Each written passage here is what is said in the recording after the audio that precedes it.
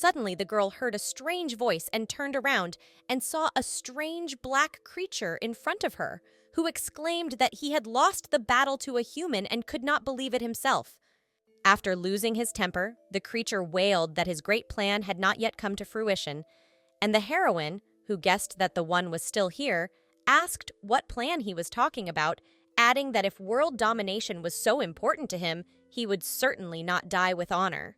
The girl didn't really expect her guess to be true, but a look at the creature's face told her that she had guessed right and explained that it was a very unoriginal plan.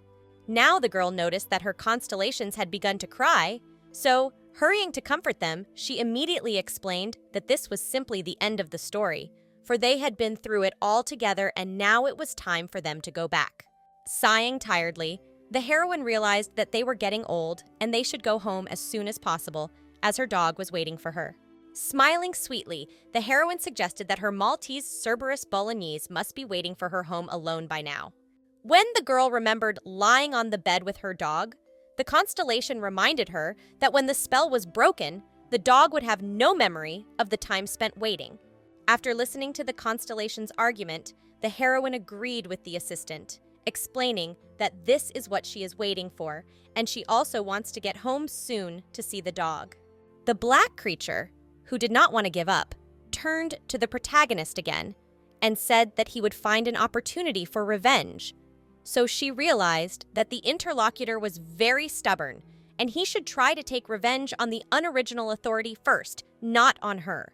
The creature increased in size and said that since she had destroyed his dream, then he would destroy her. But the protagonist immediately cut it down with a light swing of her sword. Stepping on what was left of her opponent, the girl declared that he was already defeated, so he should die rather than talk nonsense. After losing her temper, the protagonist began stomping the defeated creature with hatred, asking him if he even knew how many people he had killed, and how dare he talk about revenge as if it were some sort of whim. Recognizing his defeat, the monster pulled the girl to him and declared that in his next life, he would take his revenge on her, and she would stay here forever. Not taking the words of her interlocutor seriously, the girl wondered if he was also talking about the next life.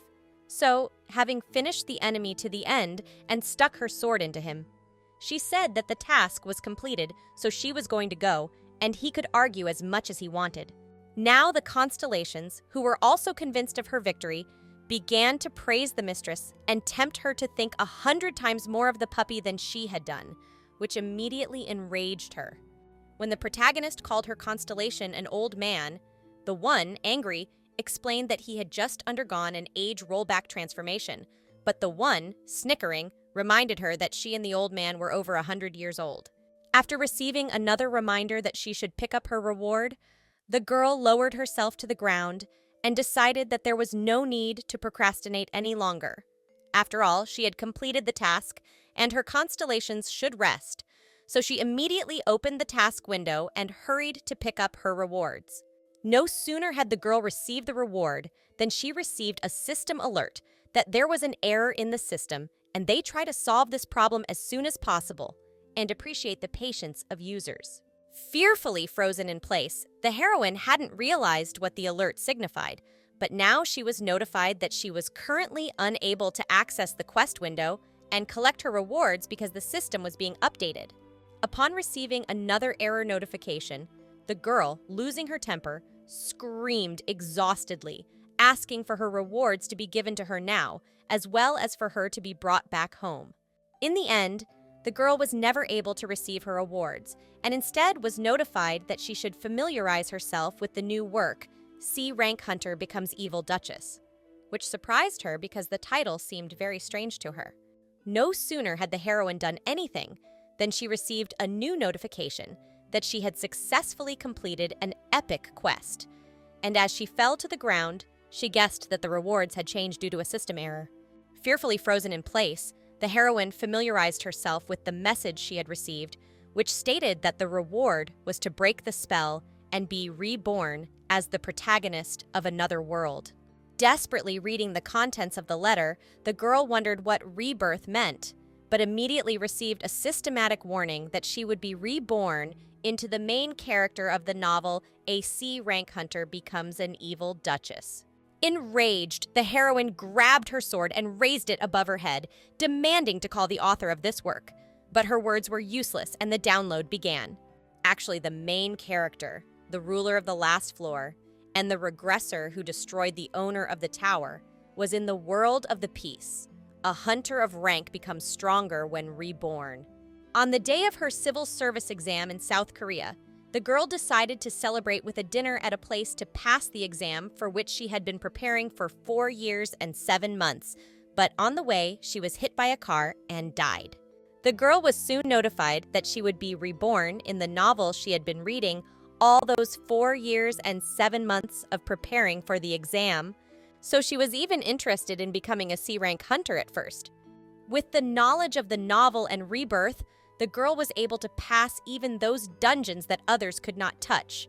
So in the end, all her skills became immeasurable, and she also made a pact with 3 constellations, but she never managed to defeat the boss. The owner of the tower had no weaknesses, and the incredible variety of abilities did not allow you to think of a strategy to defeat him, but the girl succeeded and managed to develop a strategy to defeat the final boss after 58 rebirths. Opening her eyes, the heroine, who was already in her new body, wondered what they should do now. Even her constellations were puzzled. The main character was supposed to just return to the starting world, but instead of giving her a reward for completing the task, they sent her to another novel she'd never read. After examining the contents of the task window, the girl realized that, fortunately, with the help of it, she could get a general idea of what was going on. So, apparently, the system was still the same, and only the world had changed. And, judging by the title and the content of the novel, she had been reborn into the romance she hated so much. After opening the status window and examining her skills, the girl realized that she felt strange, as if she had no strength left in her arms. After familiarizing herself with her abilities, the protagonist noticed a patch to restore balance that she had never encountered before. The system consistently showed only the highest level of accuracy, so everything seemed so painstakingly created, as if it had been done specifically for her. But the fact that a system that used to be an afterthought began to malfunction meant that this rebirth had not been planned. Frowning, the heroine concluded that it was probably the tower owner's doing, meaning that his last curse had been so strong that it had caused the system to malfunction. Raising her head, the girl turned her attention to what was in the dungeon and decided that there was no point in sitting around thinking about the confinement, and it was better to get on with the task at hand. Approaching the grate, the heroine decided that it is necessary to escape from the dungeon, because only then she can get out of this body. But first, she should test her abilities. No sooner had the girl realized what she had planned than her constellation suggested that she start crashing everything around her, so she guessed that he knew something about this world. Guessing that this world had something to do with the demon realm, the girl didn't believe it at first, as she was sure it was a normal fantasy world. Deciding to deal with it later, the heroine asked her assistants to check their characteristics, to which they replied that their abilities had gotten significantly worse. Turning to one of the constellations, the girl wondered how much her characteristics had deteriorated, but after guessing that now she couldn't use the water revival skill, she realized that it was no big deal because in her previous life she hadn't used it much anyway. Grasping the bars, the girl came to the conclusion that her abilities had gotten a little worse than before, so she should definitely look into the standards of this world. A few moments later, the dungeon bars were in the protagonist's hands, so that she, frightened and frozen in place, decided that there was no need to worry at all. We learned that the best warrior of the Ramdish Empire was the iron-blooded Machios, who was also the only duke in the empire to win the honor due to his supreme swordsmanship. The Machios family had consistently produced many sword masters over hundreds of years, but now they were on the verge of collapse. And yes, the only saint of the empire and bride of the crown prince, Countess Rihanna Karis, had disappeared outside the Duchy of Machios. The most likely suspect in her kidnapping was the disgrace of the Machios family, an abandoned princess, and the most vile villain in the empire named Renee Machios, who was the famous daughter of the Duke of Machios. When word came that an attack had begun and an intruder had appeared in the dungeon, a young man named Ante Machios, Duke Machios, ordered his warriors to prepare for a confrontation. Standing nearby was Cyril Machios, the second son in the Machios family, who, though a talented man with an extraordinary spirit, worried that his presence was only becoming more noticeable. Finally, Ante Machios ordered the men to start attacking at the same time on the count of 3, and then started counting. But no sooner had he counted to 3 than a girl appeared in front of them. As he approached his brother, Kirill called out to him and asked if this was what he saw. But before he could answer, a girl came up, smiled sweetly, asked why there were so many people here, and then said hello to them.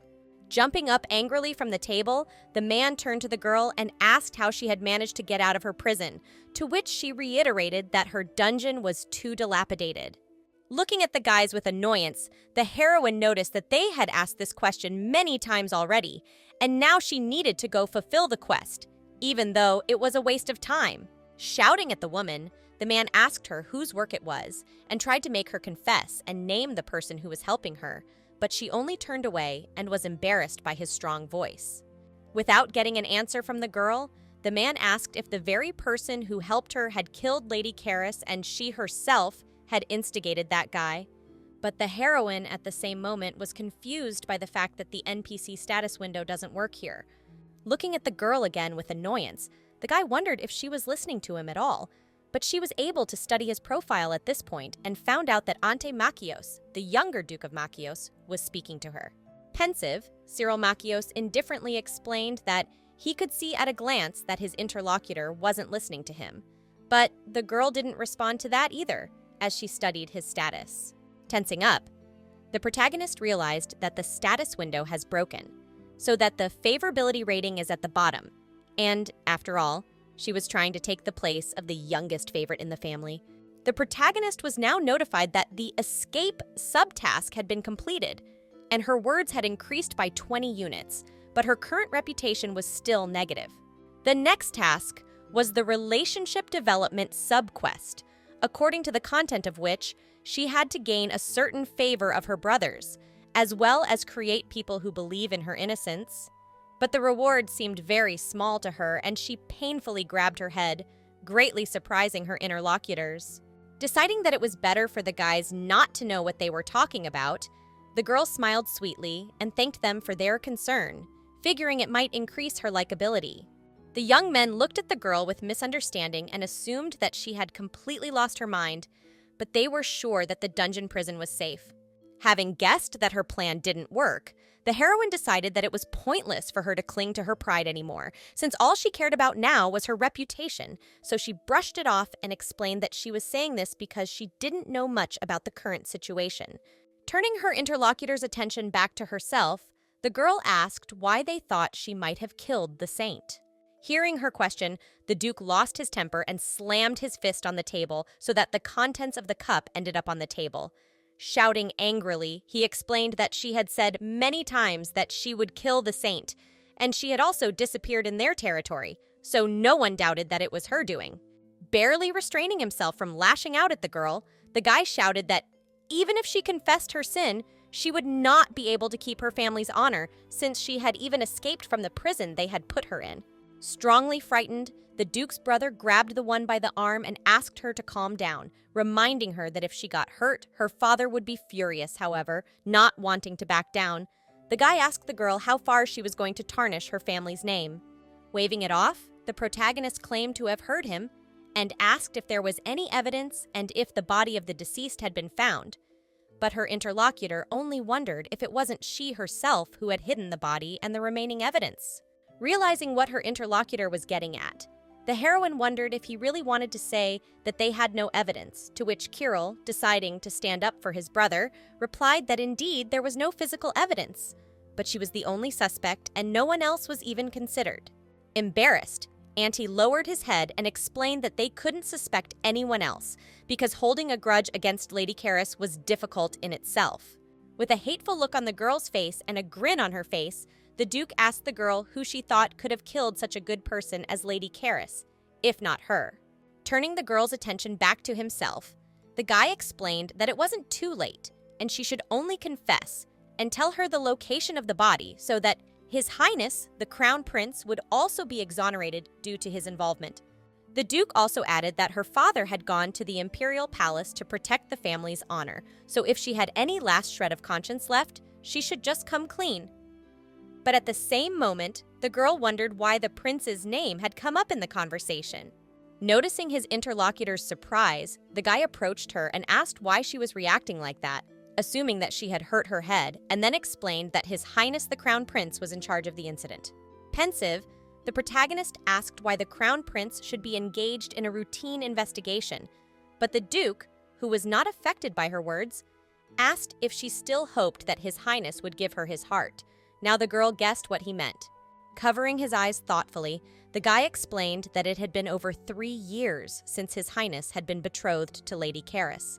So the heroine should give up the illusion that there would be an opportunity and also stop dishonoring her family name, for she herself should have been tired of unrequited love for that guy by now.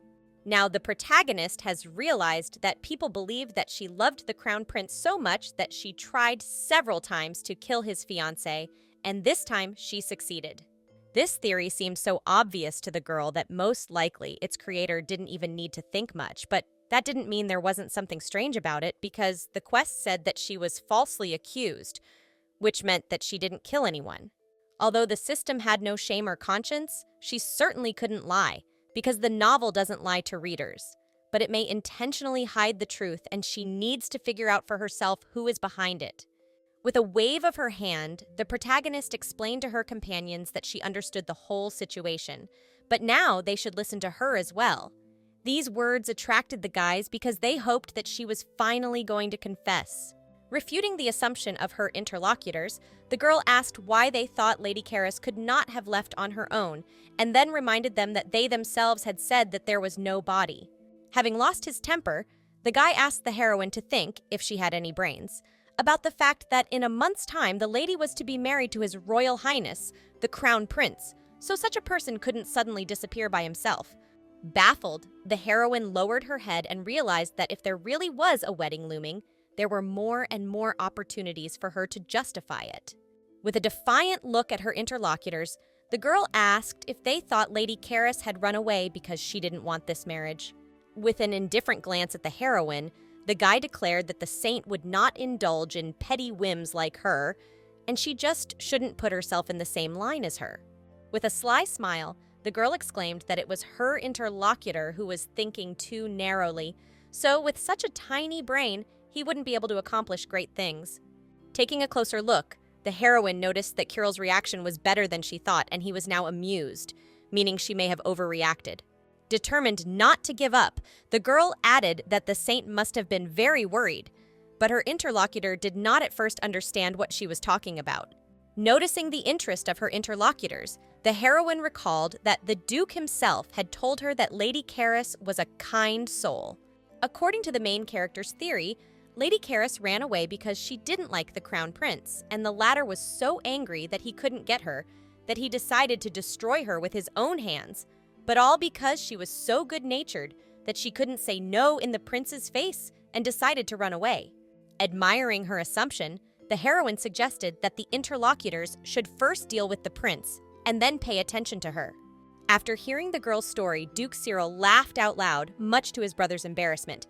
But at the same moment, the protagonist received a notification that his favorability rating had increased by 10 units. Looking at his brother, Cyril reiterated that he shouldn't doubt him, because even if everyone suspected him, the man was his older brother, and he wouldn't set him up. Lowering her head, the girl offered to trust her at least this time, and her interlocutor immediately guessed that she wanted to emphasize their blood relation. Confirming the young men's hunch, the heroine added that this is the foundation of the basics, and they need to trust and protect their family at least once. Tensing up, Auntie admitted that he would believe her if she did just one good thing to instill confidence in him. Now Duke remembered that their family had given the protagonist another chance with the belief that she would one day come to her senses, but she hadn't taken it. In the end, the result was that she killed a man, but the heroine, realizing that she had gotten herself into an awkward situation, stated that there was nothing she could do about it now. Guessing that her plan wasn't working, The girl suggested that the guys just give her just 1 month to prove her innocence. After hearing the girl's suggestion, the Duke looked at her with disbelief. He wasn't sure if she had a plan of action, but the interlocutor asked once more to trust her for once. Guessing that the guy had nothing to say to her, the heroine looked at him excitedly and wondered if he was afraid that what she said might be true. Looking at the girl defiantly, the Duke said that if she could really prove her innocence to him, he would do anything for the sake of their honor, which pleased the girl, who, immediately pointing at Cyril, summed up that the deal was done.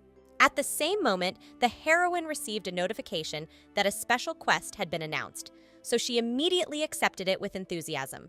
For the reward for it was good, and Cyril's favor was to increase as well. Looking at Auntie, who turned away, the protagonist wondered why his favor was not increasing, but immediately realized that even when his younger sister's innocence was revealed, his favor rating would not increase because it was a hidden setting. Now the girl suddenly approached the Duke, which frightened him very much, and meeting his angry gaze, asked him to take care of her during this month. With a misunderstood look at his interlocutor, the Duke suggested that she prepare for failure now, which made the girl angry, who did not like the fact that he was doubting so much. Having shaken hands with the interlocutor, the heroine thanked him for his concern, and Kirill, who was standing nearby, only now paid attention to the fact that she seemed to have changed.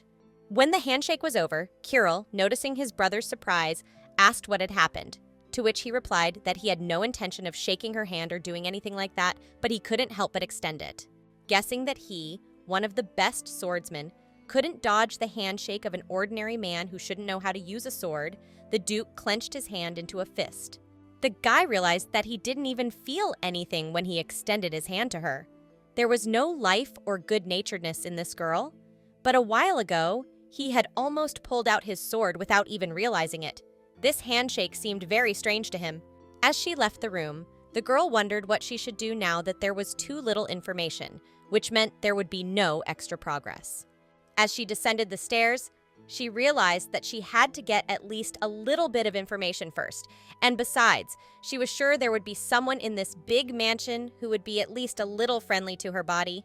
The girl decided to start her research with the maids, but they, noticing that her dress was in the tea, suggested that instead of saying such strange things, she change her clothes for starters. Another maid, looking at the heroine with contempt, asked her not to dishonor the Duke's name, and a third maid asked her not to be called for such useless things for the reason that she was busy. After talking to a few maids, the heroine wondered how the former owner of this body even lived like this, that these lowly insects dare to treat her like this.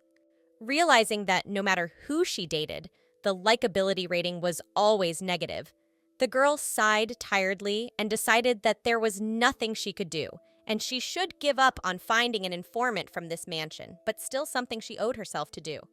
Grabbing the harmful maid by the hand, the heroine asked her to show her the way to her room, for the mansion was too large by ordinary human standards, and she had forgotten the way. When the heroine found herself in her room, she immediately hastened to dismiss the maid, and after walking a little further, noticed that the room was much better than she had imagined. Immediately, the girl decided to go to the closet to change into more comfortable clothes. But as soon as she opened the door, she saw a huge amount of clothes and expensive rainbow bling in front of her. Embarrassed, the girl turned away and realized that she certainly thought such a thing was natural since she was a member of the ducal family, but she never thought the family would spend so much money on one princess.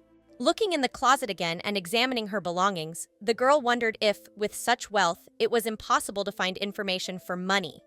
It was actually easy for the heroine to become a confidant, since she had the constellation skills of head of the vicious blood cult and lord of temptation, but now the stats are being adjusted.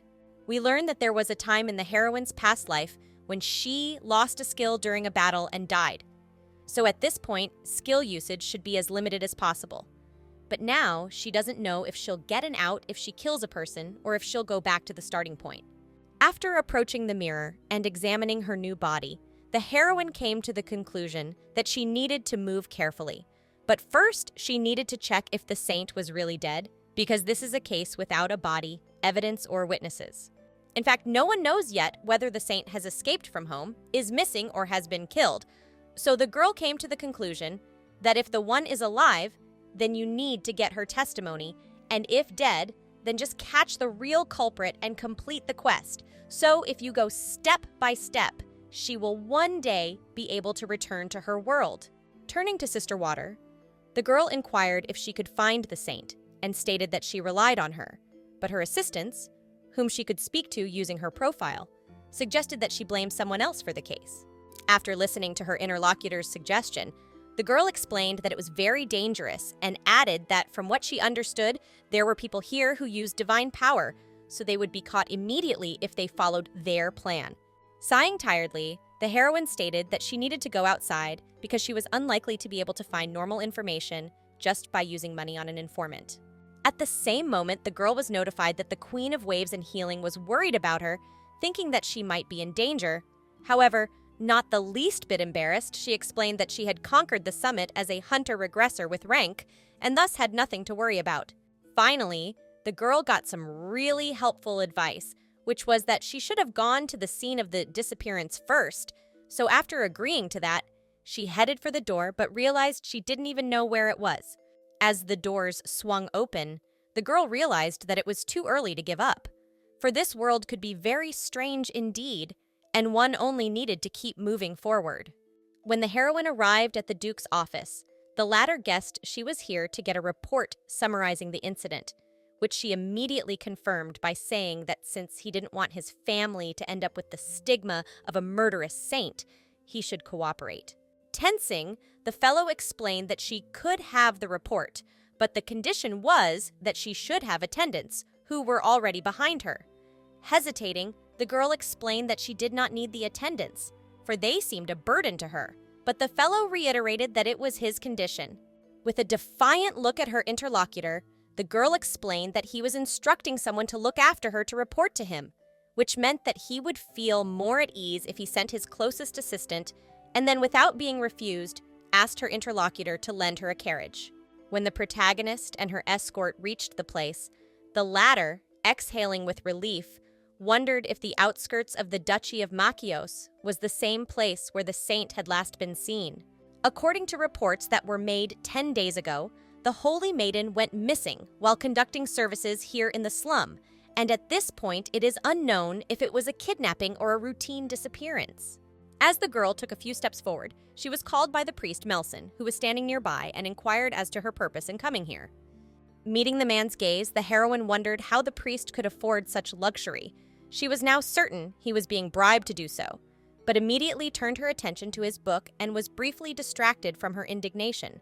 As she approached her interlocutor, the girl explained that she had come here to solve a real crime and was very much looking forward to their cooperation. These words surprised the guys who were standing nearby and immediately began to whisper.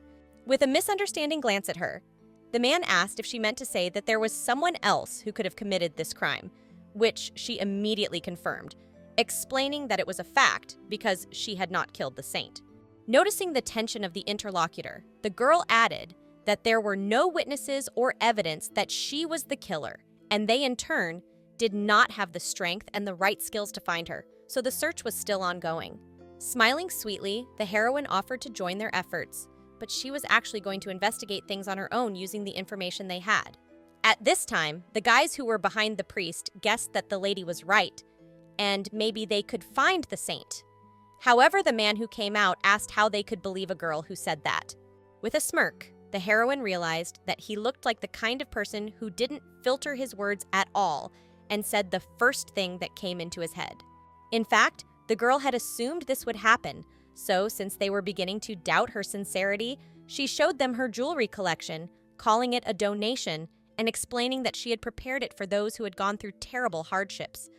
The heroine's gift did not surprise the man's subordinates, but the priest himself, upon seeing the wealth, froze on the spot in amazement and apologized to his interlocutor for the misunderstanding, asking if she had any other questions. Smiling happily, the heroine asked the man to answer the question if he had any of Risnakaris's things, especially something old, to which he answered in the affirmative, holding out her book to her interlocutor, and the latter immediately felt a divine power emanating from her. Embarrassed, the man bowed and wished he could do something else to help his new acquaintance, and she guessed that the more money she spent, the faster she got results. The heroine's next request was to see the tent where Lady Karis was staying, so she immediately asked where that one was. Once in the place where the murdered woman resided, the girl looked around and guessed that the saint was an ordinary, thrifty girl. But at the same moment, she was called out by an attendant who entered. As he approached the protagonist, the man tried to say something about the priest, but the girl looked at him questioningly and reminded him that thanks to him they had received an important book. After hesitating a bit, the attendant explained that he was confused because he thought the lady hated the church because of that incident with the archbishop. But the heroine had no idea what he was talking about. Noticing the misunderstanding of the interlocutor, the man apologized, adding that she probably did not want to remember it. But she, without any embarrassment, asked him to continue, admitting that she almost did not remember what was there. Guiltily lowering his head, the attendant recalled that when the archbishop announced that Lady Karis was a saint, the lady at the same moment splashed champagne in his face. Turning pale with shame, the girl asked her interlocutor to stop and guessed that this body had lived a remarkable life. The heroine's attendant, who had not yet finished his story, hastened to continue and explained that the lady then did not behave so because of the saint, but in fact, she said that the archbishop was a criminal. Tensing, the girl guessed that people did not believe it, and the actions of the archbishop played the opposite effect. Noticing the surprise of the interlocutor, the man asked if it was a common misunderstanding, to which she replied that now there was no difference and it should be forgotten. Speaking again, but without looking at her interlocutor, the girl added that even so nothing serious had happened, for they all think what they want and do what they want, so no one listens to a bad person. Wishing to be left alone, the protagonist asked her escort to go outside so she could look around, which he immediately rushed to do. Now the protagonist has realized that something has happened that she has constantly experienced in her past life, and in other numerous regressions, so this will be something she needs to experience in the future. The protagonist realized that in such a state, the truth has no meaning, because all people want to hear the truth that is convenient for them, and what they consider disadvantageous to them will accept a lie. As she approached the mirror and looked at herself unhappily, the girl came to the conclusion that no one could be trusted, and besides, it was her body now and there was hardly anyone who would believe her. The elusive voice of the man who watched the girl from afar informed her that no matter what doubts and dreams she had, he would believe in her, even if she was a villain. Now the girl realized that if the whole world thought she was bad, then she really had better become one, and the real Renee Makios, who had been watching her, declared that she would never doubt her from now on. As she finished her musings, the heroine noticed that the additional quest, clarification, appeared to be completed, and as a reward, she received 30 points to her reputation. Turning to his interlocutor, the priest told the man that Princess Makios had come and was conducting her own investigation to prove her innocence. Without receiving a reply, the priest guessed that the knight he was talking to had been sent by His Highness the Crown Prince, but the latter began to go through the papers without even looking at him. We learn that Sedan Ansharad is a man with the title of King of Mercenaries, which he received at the age of 20, and he is also the head of the Shire, the best mercenary guild of their continent and one of the masters of the sword, and the titles and nicknames he received cannot be counted. Tensing up, the priest concluded that someone like this guy would definitely be able to investigate the case, but he turned to him again and asked if he really believed that the girl would be able to prove her innocence. Severely embarrassed, the man explained that he wasn't sure if the princess could do it, but if he didn't give her any chance, the reaction would most likely be negative. The arrival now guessed that his interlocutor had been bribed, which was to be expected. Also surprising to the guy was the fact that Renee Makios had personally come here to investigate, which meant she was in a hurry. The man had actually heard rumors about her, namely that she cut off Lady Kelsey's hair, took medicine from the Crown Prince's tea, and said she would take care of everything, as well as tripping up noble ladies. So he's sure there's a pitfall somewhere, but it's none of his business. Turning to the priest, the guy asked him not to give her any information, and also, of course, to hide the fact that there were witnesses as well, since it was the Crown Prince's order. Just as the man agreed with his interlocutor, he heard a suspicious voice whisper something directly in his ear, and suddenly dropped to the table in front of the guy. Noticing the strange behavior of his interlocutor, the guy wondered what was going on, so he immediately hurriedly drew his sword, sensing danger. As he approached the sleeping priest, the man guessed that the man had been given sleeping pills, but after a few moments gave up that idea because the man collapsed without any signs. The guy guessed that he didn't even feel any magic, but at the same moment, the stranger started whispering in his ear. But before he could finish his business, he immediately grabbed his sword. Suddenly, there was a thump that threw the demon farther away, and the guy pulled away from it and stopped startled, realizing he was dealing with the sleep demon's energy. Grasping his head, the man guessed that if even he, a swordmaster, could barely hold back, it was definitely a strength at the level of a high-rank demon. Now the guy wondered who could even summon a demon of that level, and especially to a place with so many priests. Swallowing nervously, the hero guessed that he now felt that this man was definitely stronger than the crown prince himself. In this world where everything is uncertain and unstable, the only thing that kept Satan going was Ansirad, who helped the orphans of the war who could die at any moment survive. As a pure believer, the boy only craved for power, so even though he was celebrated as a mercenary king after he created the largest mercenary guild on the continent, and even though he gained money, power, and united the top, he continued to feel a burning thirst for power. This thirst was so strong that it could be compared to watching the sun shining in a dry well. But it was very hard to quench this thirst, after all. He was much stronger than the crown prince, the strongest man in the continent. But the longer the thirst lasted, the more Sidin felt devastated in every sense. When the guy went outside, he noticed that all the people were asleep. However, he didn't think it was the work of the demon alone.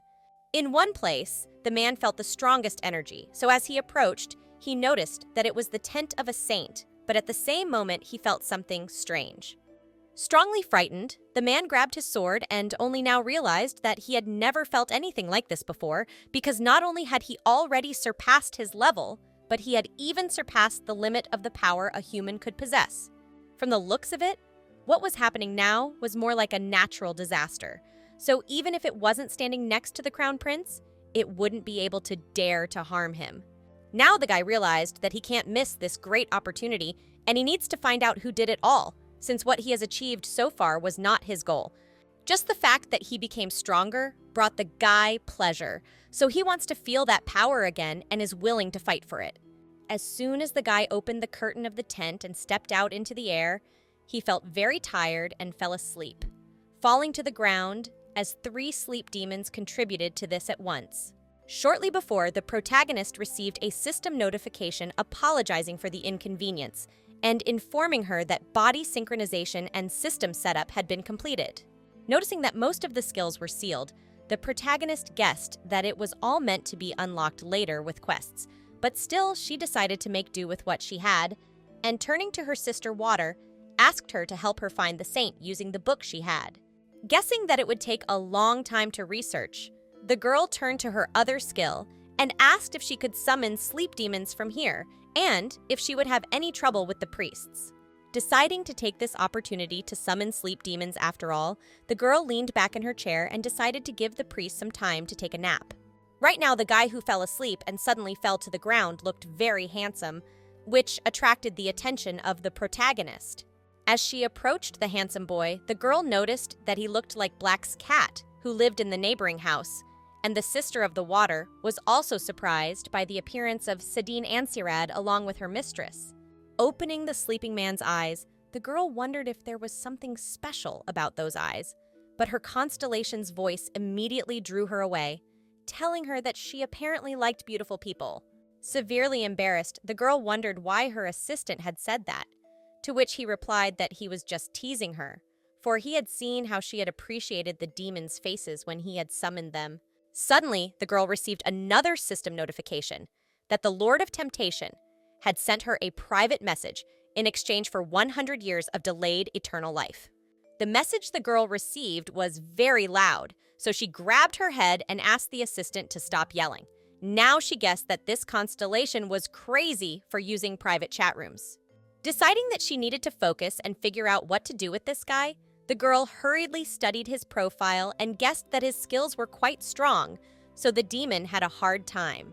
As she sat down on the chair, The protagonist realized that strength was his best ability, but still, she decided not to kill him. As she sat down on the chair, the protagonist realized that so for the first time, there was a man whose favor with Renee was not negative like the others, which surprised her greatly. Once again, approaching the guy, the girl also noticed that he had a cute face, and he seemed obedient to her, which meant that it would be interesting to observe him. Judging by his attractiveness rating, the heroines realized that he's probably not someone who judges people just by what they say. Now the girl realized that, judging by his titles, there must be a lot of information about him, and since he was a sword master, he didn't have to worry about falling and dying. Leaning over the sleeping guy, the girl looked at him slyly and exclaimed that from this moment on, she had decided he was going to be hers. After answering her assistant's question, the girl explained that she would literally make this guy her subordinate and perfect pet, kind of like a house person. Waving away another comment from the interlocutor, the heroine asked the one to do what he wanted and also asked the tempter grandfather if he had been able to think of anything yet. The Lord of Temptation handed the protagonist a report from the dream demons, but the latter, after studying it, realized that there was nothing interesting in it, except that witnesses had been discovered. After studying the received materials, the girl realized that there were witnesses, but the priest with whom she communicated hid it, which once again confirmed the fact that without money, you can't get words out of him. Once again, flying up to the sleeping boy and punching him in the face, the heroine guessed she was angry at the thought that it was the crown prince's orders. The heroine only now realized that she had beaten the man and broken his nose. Suddenly, the voices of the girls' constellations became so loud that she decided she should just block them all out, but she ended up only giving the right to speak to Sister Water to help her with her treatment. Using her skill, the heroine cured the guy and admitted that it was her fault that this happened to his nose, so she wants to fix it herself. Having accomplished her task and headed for the exit, the girl took one last look at the man and promised to see him again soon. While the lad was unconscious, he heard an unfamiliar voice telling him, calling him nigger, that it was time for punishment for having angered his master. Noticing the man's misunderstanding, the voice explained that he would be his master from this day forward. So if he didn't wake up, the man would punish him, but that didn't clear up the situation either. At the time, the guy opened his eyes, the heroine constellation was touching his nose, so that when he woke up, he felt that it hurt a lot. Lifting himself up on the bed, the man remembered his energy and wondered apprehensively what had happened to it as he suddenly saw a girl beside him. Turning around, the boy guessed that the girl who now spoke to him was the daughter of the Duke of Machios and was looking at him with a smirk. Approaching the man, the heroine guessed that he knew her and afterwards asked him if they had met before. With a surprised look at the girl, the guy replied that he had not seen her before, which surprised the girl, who at first did not believe his words. Covering his eyes thoughtfully, the man guessed that the one now gave him a completely different impression from what he had heard from the others. Confused and lifting his blanket, the hero asked the girl to move away from him, but she did not hurry to follow his instruction and asked if he remembered her spirit. Now that the stranger put her hand on him, the lad felt a strange sensation and guessed it was the Duke's spirit. Noticing the guy's surprise, the girl sat down on a chair that stood nearby and looking at him with a smile, explained that he had come for her. After climbing up on the bed, the guy asked if that meant that this girl had summoned a high-rank demon, to which the girl replied that she thought he had a high wisdom score, however. He turned out to be a bit stupid. Approaching the young man, the heroine wondered if he was the one who had done the crown prince's bidding and afterward explained that there had been a witness, but she had not been told anything about it. Embarrassed, the interlocutor looked away and admitted that he had no idea what the girl was talking about, but the latter, approaching him, asked him not to waste her time because she had just met the man in person and learned about everything. Grabbing the guy's face, the girl asked him what the saint was doing and who told her to cover it up, and then added that what bothered her the most was that they covered it all up and pretended not to know. With a sly smile, the heroine explained to her interlocutor that the saint had not been kidnapped, but had left on her own, meaning that there was absolutely no reason to keep her in the dungeon. With a frightened look at his interlocutor, the man explained that the crown prince believed the saint had disappeared because the heroine had threatened her. Looking the guy straight in the eyes, the girl realized that he was more obedient than she had assumed, though she didn't think he was scared, since she didn't look like a Cerberus. Pulling back a bit and letting go of her interlocutor, the heroine summarized that since this had happened before, the Crown Prince's assumption was very reasonable, but it wasn't true. After thinking for a moment, the boy explained that the Crown Prince must think otherwise, since his fiancée had disappeared right before the wedding. The heroine realized that in such a situation, hiding the only witness is not too reasonable. So either he has lost trust in everyone after the disappearance of his fiancée, or his fiancée's reputation is also important to him. Turning his interlocutor's attention back to himself, the lad admitted that this was very different from the rumors, for he had heard that she had been in love with the Crown Prince for a long time. However, listening to her, it rather seemed that she hated him. Frowning, the girl confessed that she no longer liked him and rather hated him, for it was quite obvious that she did not owe the man who had taken her into custody.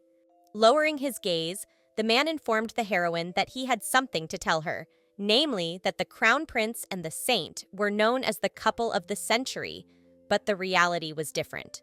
Now, the young man admitted that their engagement was nothing more than a business relationship, and only happened because it was necessary. Out of breath, the heroine approached the smiling guy and piled right in front of him, exclaiming that she knew they didn't love each other. Suddenly, the girl froze in place and asked her interlocutor why he was suddenly telling her such details, which made him laugh. Upon reflection, the heroine came to the conclusion that whatever it was, if it was true, then it all fit together. So it was an engagement out of necessity, and the prince must have wanted to eliminate any circumstances in which he might be suspected of kidnapping and murdering his bride. Looking at the guy with irritation, the girl summarized that the Crown Prince had a lump in his throat, so he just decided to get rid of it. Pulling away slightly, the protagonist sighed tiredly and announced that since she had figured out everything she needed to, it was now time for her to go. Suddenly, the guy called out to his interlocutor, wanting to ask her one last question, and asked her if she was a demon, to which she replied in the negative, explaining that she was, of course, human. The guy didn't actually believe her, and wondered how she was able to achieve such a body condition, because she now had strength of unbelievable proportions. According to the knight, this kind of energy, no matter how you look at it, cannot be possessed by a human, as it is not just powerful, but it is a very dark force, as if harboring an old grudge. Guessing that the guy didn't understand how a mortal my lady could get such incredible power, the girl explained that it only required dying 58 times. Noticing her interlocutor's disbelief, the heroine added that one could also try to save the world to achieve this, but the latter concluded that this was a joke, for he had heard that the lady had never before held a sword in her hands. The guy assumed that she was hiding her power. After all, such power could unite not only the entire empire, but an entire continent. Sighing tiredly, the girl asked her interlocutor what she should do with this unity if she was not interested in it at all, and he immediately guessed that she was following the path of the sword. In fact, everything said by the guy was not true. But the girl did not want to argue with him, because she just wanted to go home. However, the admiring knight, looking at her with pleasure, declared that he would serve the lady as his teacher. Looking at the guy in surprise, the girl was frightened, and there was an awkward silence. But now she realized that he was saying it sincerely. We learn that Sedin Ansarad has so many accomplishments that he's been called the Light of the Empire. He's gotten both hate and admiration because he's just of unknown origin, so the only thing he's interested in is the way of the sword. The gray-haired man was not driven by scornful or, on the contrary, admiring looks, but by the desire to push the limits of his abilities. But the Crown Prince, who is considered the strongest in the empire, was not enough for him.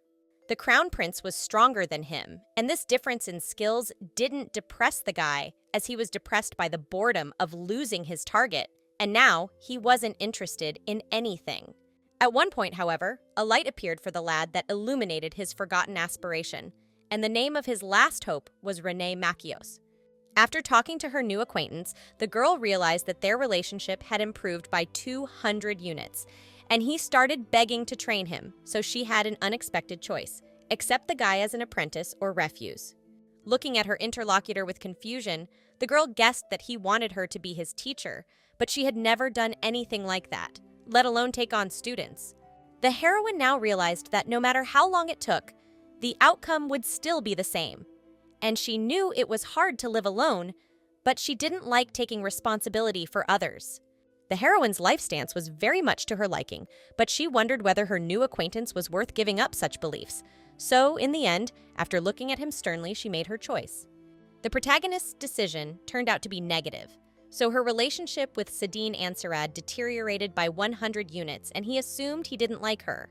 Sighing tiredly, the girl explained to her acquaintance that she liked him, but she just had her own way and didn't like to take responsibility for others, so she hurried to say goodbye to him.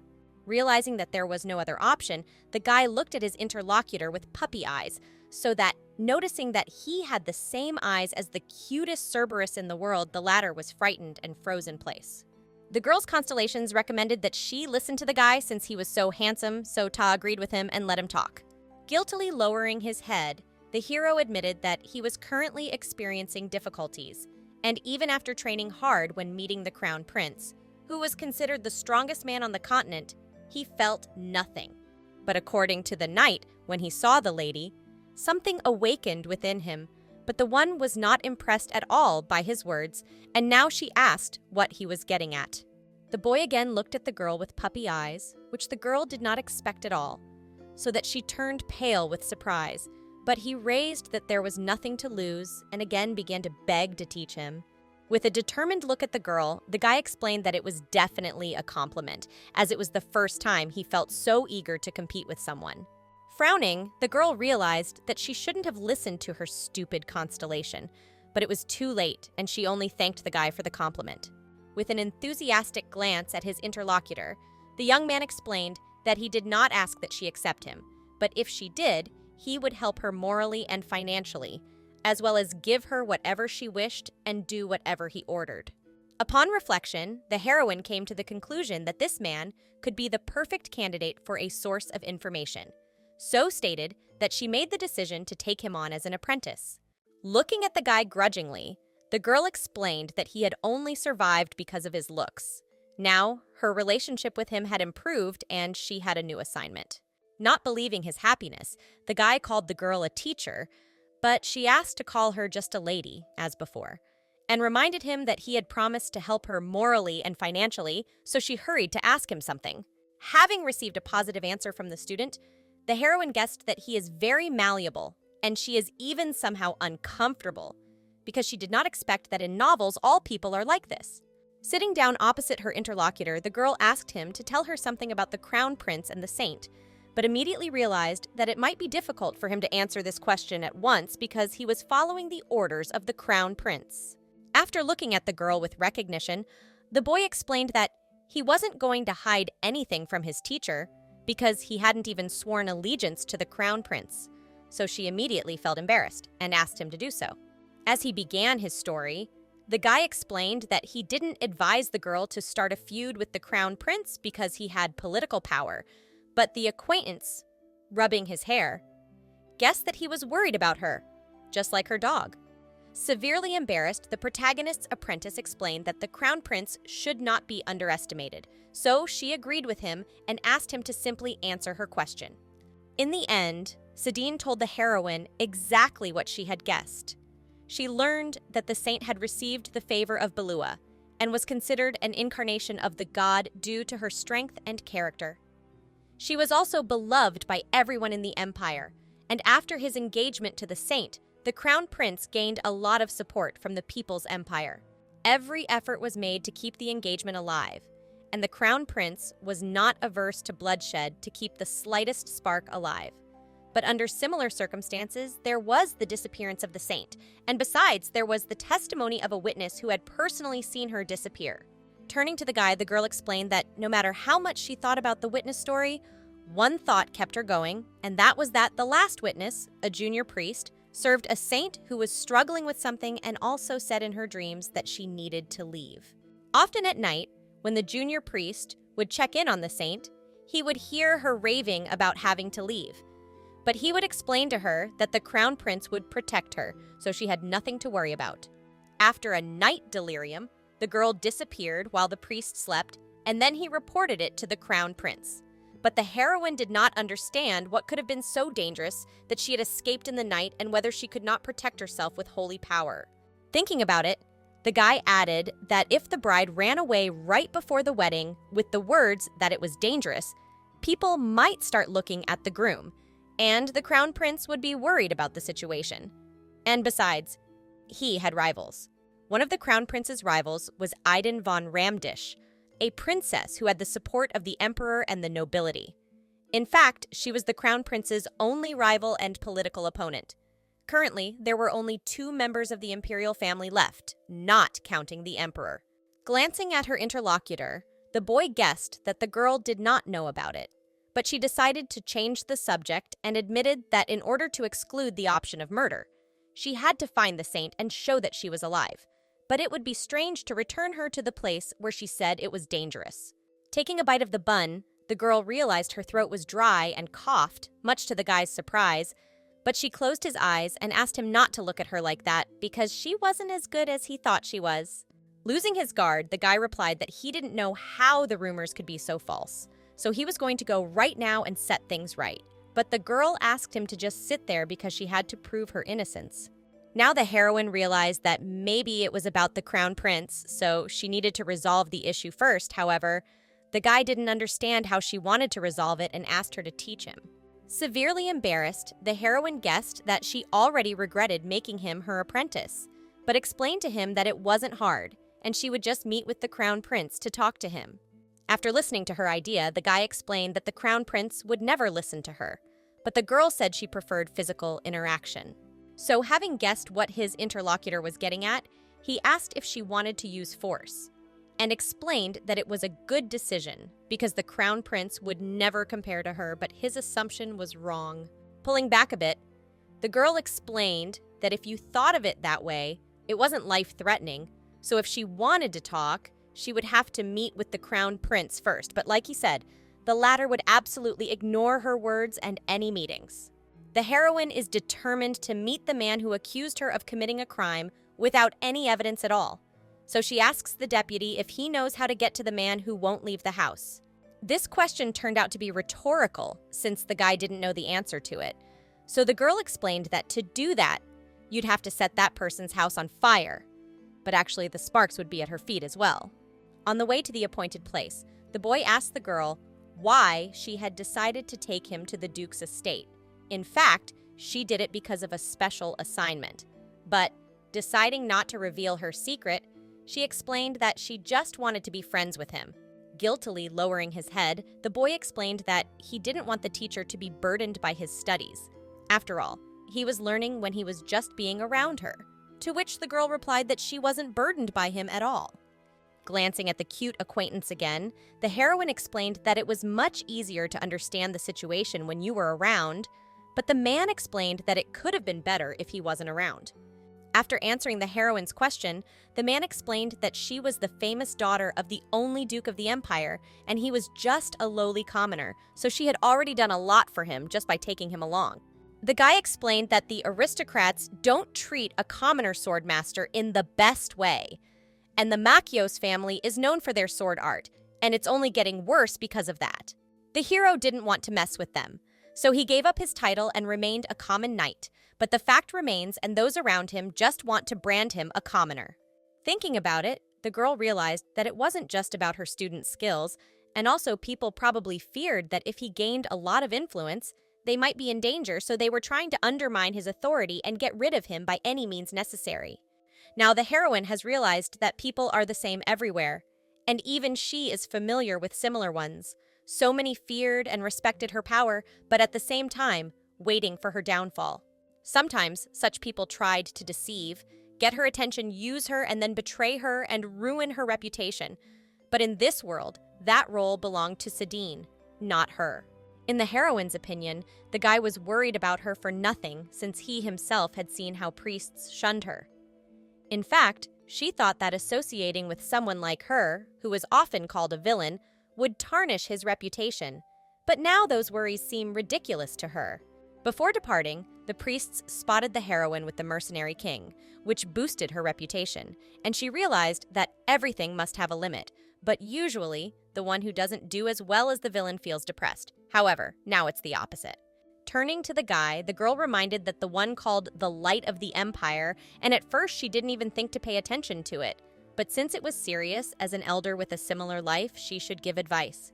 Looking seriously at her interlocutor, the girl explained that even she, an aristocrat, dishonored her family, and he, an ordinary commoner, the Light of the Empire, probably already knew why they couldn't get away from him. As she approached the guy, the girl advised the guy, even if he was tired and exhausted, not to avoid these people and to keep his confidence. The protagonist added that a guy shouldn't care about other people's opinion, as fools give the appearance of their importance. So he should stand his ground, and if he frowns, wrinkles will appear. Raising her hand, the girl summarized that no one would care about him from now on, and he didn't have time to worry about those who didn't like him and who didn't like him. So he should just believe in his reputation and act decisively by doing things they didn't like. Now, after such a conversation with the girl, the guy felt that apathy was gone, and she explained that the one was now her guest and should behave freely because he might arouse suspicion. After such bragging to Sadine upon her arrival, the heroine immediately confronted the dukes and explained that since her new acquaintance had agreed to help her, they shouldn't fight for no reason.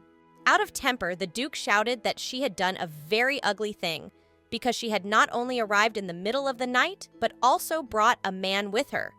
But the girl knew that he would react that way. Continuing to remain calm, the heroine stated that he could do whatever he wanted and then stared at him, adding that he could chirp all day long.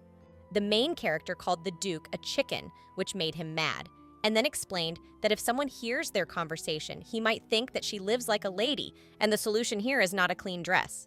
Pointing to the maids, the heroine stated that those didn't pay attention to what she was saying, and her dear brothers couldn't even handle one younger sister without getting frustrated. Noticing the confusion of her interlocutors, the girl explained that they should not call her lady, but instead address her as a normal person. Turning to the girl again, the guy explained that no matter how much she tried to be cruel, she was still a lady, and no matter how the man brought in was the crown prince's investigator and swordmaster, he was still a commoner. After losing his temper, the Duke grabbed the man's hand and ordered him to go to the room, and added that for once he had said everything correctly. After all, their Sadine was one of the two swordmasters in the Empire, so his origin shouldn't matter. Now the girl added that instead of thinking about it, they should focus on learning new things and improving themselves. So she brought such an important guest into the house, and they should have started taking care of him right away instead of thinking they were so important.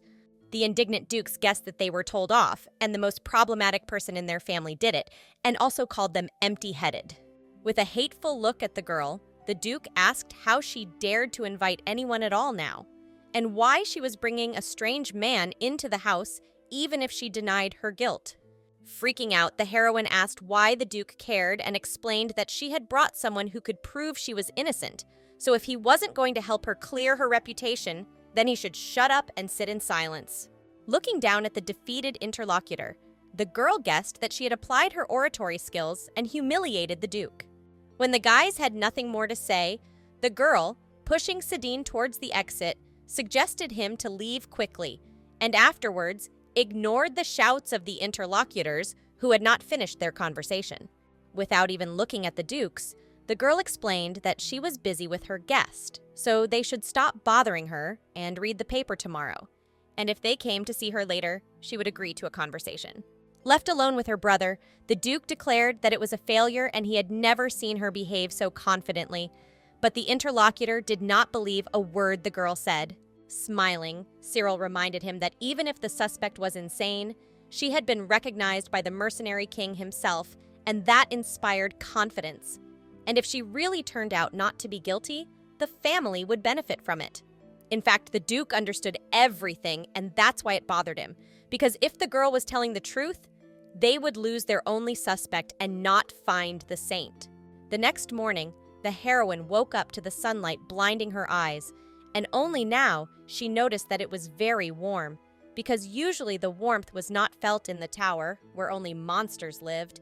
Rising up on the bed, the heroine decided that she was really done with that place and immediately remembered her acquaintance, who was supposed to wake up soon.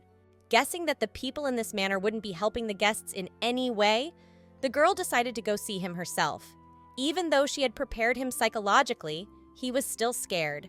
Hearing the noise, the girl guessed she hadn't noticed someone come in, but to her own surprise, she had one simultaneously useful and uncomfortable passive skill, heightened senses, that helped her study her surroundings.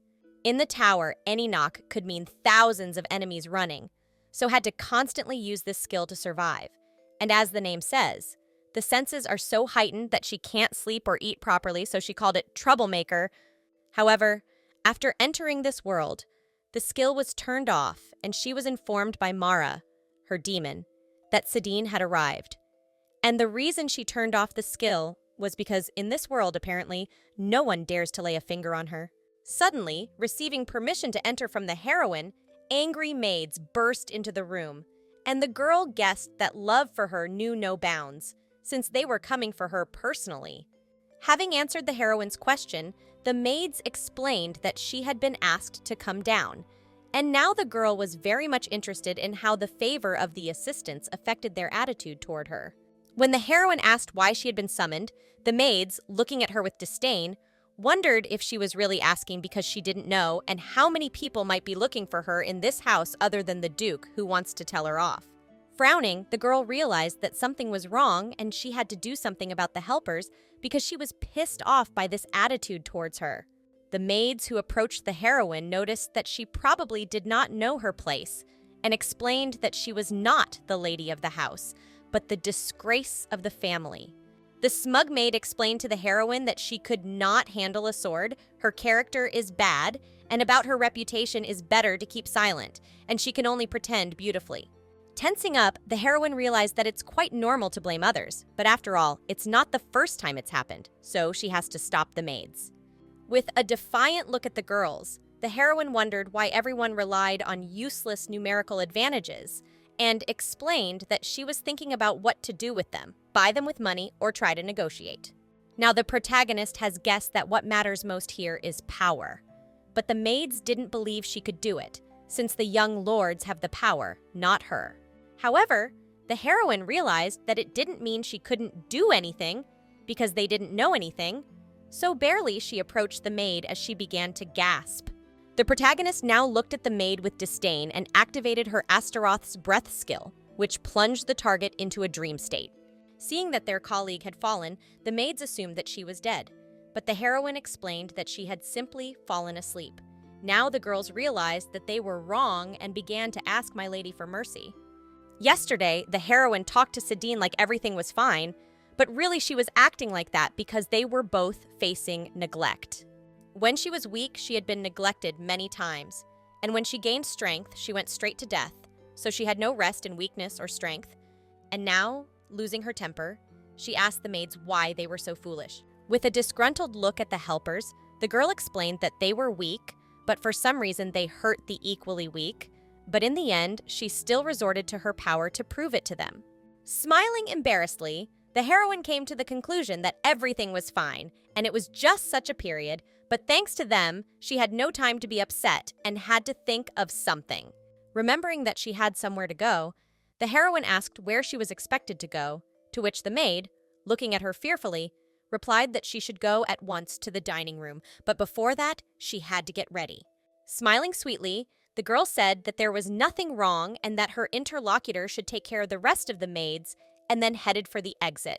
Now the protagonist understood that news of this would break, and the maids would no longer bother her. And when she opened the door, she saw Sadine in front of her and realized that she was luckier than in her previous life. When the girl stopped in front of an acquaintance, the man explained that he felt an eerie energy, so he decided to come here to help her. Grinning incredulously, the girl wondered how the guy was able to feel the energy if she and Kirill were completely different. But without embarrassment, he asked if she was okay. Fearfully frozen in place, the heroine asked her acquaintance why she should be out of order, and if he too would accuse her and say she was too cruel. But the man had no intention of doing so at all. Noticing the guy's surprise, the girl told him that everyone she met here said it was her fault, to which her interlocutor replied that he had never treated her like that. Guiltily lowering her head, the girl agreed with the man, explaining that it was fine, and also informed him that Auntie had asked to see her, so they should go to his place. When the girl entered the dining room, the Duke, looking at her angrily, stuck his knife into the paper and ordered her to explain herself immediately before him. The problem was that the heroine had spread truthful information about the incident, and now, during the meal, she told the Duke that he was very loud and didn't understand what she had to explain to him. Having lost his temper, the man explained that the girl owed him an explanation for the article, but the latter, not understanding the essence of his words, asked if he could not read. The words of her interlocutor made the Duke even more mad, but rising from his chair, Sadine hastened to calm him down so that they wouldn't make a fuss.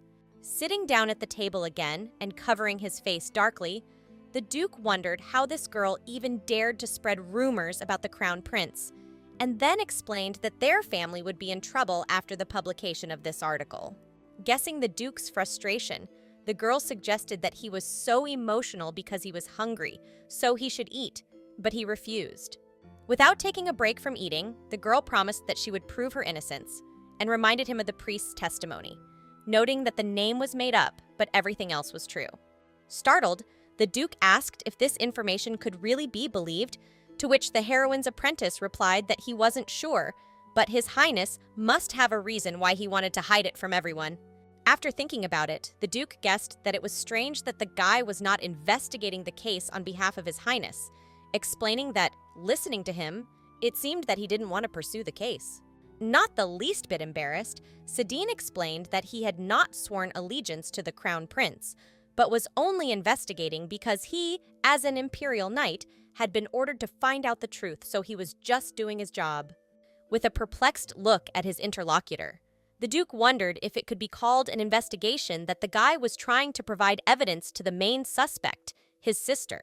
Squinting his eyes, the heroine's apprentice replied that it was strange that he was uncomfortable with the fact that he was just socializing with the people helping his sister, or the fact that his sister had been cleared of suspicion. The protagonist was impressed by the oratorical skill of the new acquaintance, so that now, looking at him with embarrassment, the Duke admitted that he did not know that he was friends with his sister. Getting up from the table, the guy admitted that he and the lady were not friends yet, but he was working on it. While doing so, he looked at her affectionately, much to her embarrassment. Deciding not to pay attention to the words of the assistant, the girl, pointing at the Duke, explained that now it was his turn, but he did not understand what he was talking about. Looking irritated at the man, the heroine asked the man to apologize for being rude to his guest yesterday, and after all, the man is the Crown Prince's investigator and a swordmaster, so the fact that he's a commoner doesn't change anything. Hearing her words, the guy was greatly embarrassed, and the Duke, realizing that he was wrong, guiltily lowered his head and apologized to his new acquaintance for what happened yesterday. Blushing, the guy informed the Duke that he shouldn't apologize because he should apologize to someone else, namely the lady. Having guessed what her assistant was getting at, the girl looked resolutely at her interlocutor and asked him to apologize to her as well. Upon hearing the heroine's request, the Duke was greatly angered, but she explained that he had been rude to her and was mad as a gorilla. Looking at the girl with annoyance, the man noticed that she was also rude to him, and because of her, they were considered to be the family that killed the saint. But she told him that she had found a witness that refuted all the accusations, so he should stop acting so nasty. Pointing the knife at the girl, the guy reminded her that she had become the prime suspect because of her habitual behavior, so there was little evidence of the truth of the article anyway, and if she provided more concrete evidence, he would apologize to her. Despite the fact that the protagonist got angry after hearing the words said by the Duke, she realized that he was right, although it still pisses her off and she wants it to be over soon. When breakfast was over, the heroine decided to close the topic and reminded them that it was time for them to get ready to receive a special guest, as someone was coming here. Hearing the acquaintance's statement, the Duke wondered if she had invited someone here again, to which the girl replied that he had decided to come here himself. Noticing the Duke's indignation, the girl told him that they would be visited by an uninvited guest. But no sooner had he found out more about him than the guy's assistant burst into the room and said that he had urgent news. When the Duke heard what had happened, he lost his temper and threw his chair away, and then immediately rushed to the door, asking the girl how she had dared to do it. Heading for the exit, The apprentice of the protagonist asked if he was not her only guest, which she immediately confirmed and explained that the person who would be arriving here was very familiar to him. A girl walking through the garden of the family home greatly resented the conversation of her constellations, who considered Sadine their rival because of his beauty. Now the heroine saw two people in front of her and realized, looking at the guy with blonde hair, that they had finally met the crown prince of the Ramdish Empire, whom the real Renee loved. As she approached His Highness, the girl admitted that she was honored to meet him. From her first encounter with this guy, she felt that the system would tie them together in the most uncomfortable way. When the heroine said hello to him and extended her hand to him, her relationship with Ishir von Ramdish deteriorated by 10 units. But she didn't give up or remove her hand, determined that if he wanted to, he would drive her away. At this time, Auntie, who was standing next to the crown prince, asked what brought her here, noticing that he had not even contacted him. But the girl was pleased by this turn of events. As he approached the protagonist, the crown prince grabbed her face and guessed that she wasn't even trying to hide that she had changed, so now he was wondering who she was. Pulling away from the crown prince and looking coldly into his eyes, the girl asked him not to touch her without her permission. Noticing his interlocutor's surprise, the guy asked her not to provoke each other, adding that if she had something to say, she could do it and get out of here. The protagonist had heard that the prince was the strongest in the empire, but he was still no match for her, so she was confident in her abilities. Losing his temper, the crown prince clenched his hand into a fist, guessing it didn't matter now, and looked at her hatefully and stated that he was now sure the girl was to blame for the saint's disappearance. Tensing up, the protagonist realized that the prince was trying to overwhelm her with an aura that a normal person probably wouldn't have been able to withstand, so she had to think of something. After hesitating a bit, the heroine said that she took it for granted to trust and help a family member for once. But no sooner had she finished speaking than Auntie stood in front of her. With a stern look at His Highness, the Duke asked him not to push the child who had never held a sword in his hands, which surprised the girl, who did not understand why the opponent decided to take her side. Noticing that her protector was trembling, the protagonist stepped forward, taking him by the shoulder, and the exasperated prince asked if he was calling the man who was now standing firmly in place a child who had never held a sword. Guy added that when the saint disappeared, they couldn't prove that the heroine was really at fault because no trace of her had been found, but judging by her strength. Now it made sense to him, and she should tell him where the saint was. Not the least bit embarrassed, the girl replied that it was none of her business, but the guy, who was even more angry, asked if she really wanted him to believe that. Looking at her interlocutor, the girl inquired of him what he had done to the saint, but the latter, hastening to draw his sword, asked how she dared ask him such a thing. With a sly grin, the protagonist thought it was funny that the greatest swordmaster in the world was scared of a mere girl and now resorted to using weapons. No sooner had the crown prince pounced on the girl than Sadine stepped forward and stopped him, blocking his path, but he looked at him with a distraught look and asked him to step back. With a stern look at the prince, the guy explained that he would never let him attack the girl because he believed that the lady was not to blame. So the interlocutor immediately realized that he was at one with her. Determined to convince his acquaintance otherwise, the prince declared that no one in the empire hated the saint so much as the lady, for the poor woman had disappeared in this territory so that she was quite capable of killing her, and there was nothing more to prove. Continuing to remain calm, Sadine informed him that he understood the guy perfectly well, but he should calm down and think to himself, wouldn't a man with such abilities choose a more efficient way? Guessing that the prince would not object, the knight, looking at him with his former equanimity, told him that if they really wanted to find the saint, it was now time for them to unite. With an annoyed sigh, the protagonist was greatly disappointed because she realized that if her student didn't stop the enemy, she would have hit him, which was what she wanted. Listening to the conversation of her constellations, the protagonist mentally replied to them that of course she would control her power. After all, she wasn't crazy. Looking at the girl again, the crown prince summarized that the Duchess of Machios suspected him, and she needed to explain herself for it somehow, so she immediately assumed that he was the one who hid the witnesses and also accused her and put her in the dungeon. The heroine has now added that she hopes the prince realizes that she did it on emotion and apologizes even though everything said was not true. Turning around, the heroine noticed that their conversation was going to be long, so they should head to a nearby gazebo, which they immediately hurried to do. On the way to the negotiating point, Ante grabbed his sister's arm and asked what power his acquaintance was talking about. So she realized it was worth clarifying and sent the men on their way. After studying her brother's profile, the protagonist realized that he stopped the crown prince for her, but with this relationship indicator, he wouldn't believe her words. With a serious glance at her interlocutor, the girl replied briefly that he did not need to know, but the latter indignantly explained that he was her brother and had a right to know if it concerned her sister. Taking her acquaintance's hand, the girl inquired since when they had become so close, but once again reiterated that she didn't think the man had a right to know, so she activated the skill Astaroth's Breath, which put the man into a slumber. Noticing the misunderstanding in the Duke's eyes, the heroine realized that he should have interceded like that when the real Renee was in that body, but now it was too late. When the girl grabbed the Duke, who had fallen on top of her, the Crown Prince, who had been watching the whole time, asked if that one really had swordsman magic. The apprentice of the protagonist was also surprised by this and could not believe that he had seen the lady's ability with his own eyes. But the latter, seating the Duke in a nearby chair, asked if it really mattered now if they had gathered to deal with the article.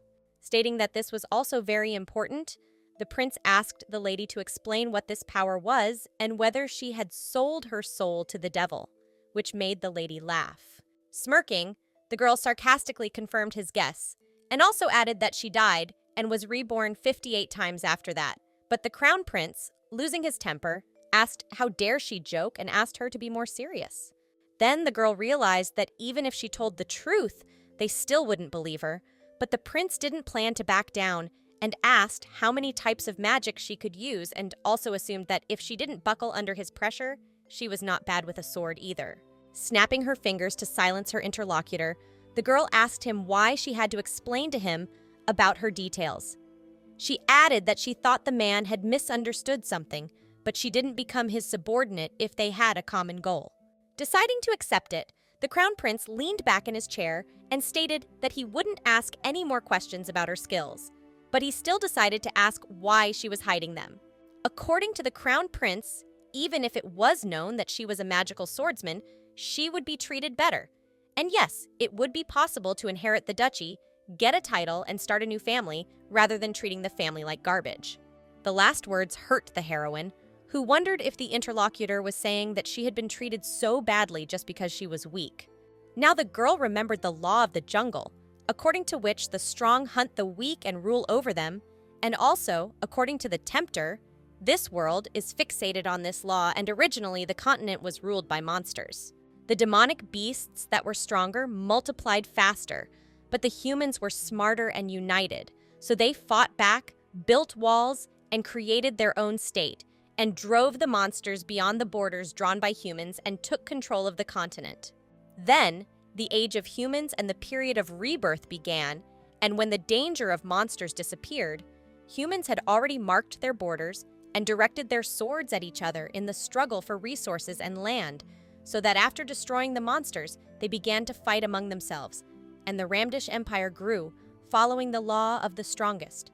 In a war-torn world of rivalry, there was a family mad with power and a crown prince who was more interested in a new face than his bride, and the fact that the lady of the family was called a disgrace because of her weakness is quite unsurprising. Pounding the table, the heroine confirmed their hunch by explaining that if she told of her power, she would be given a place as heir to the family, she could become the creator of a new line of aristocrats, and she would begin to be taken more seriously.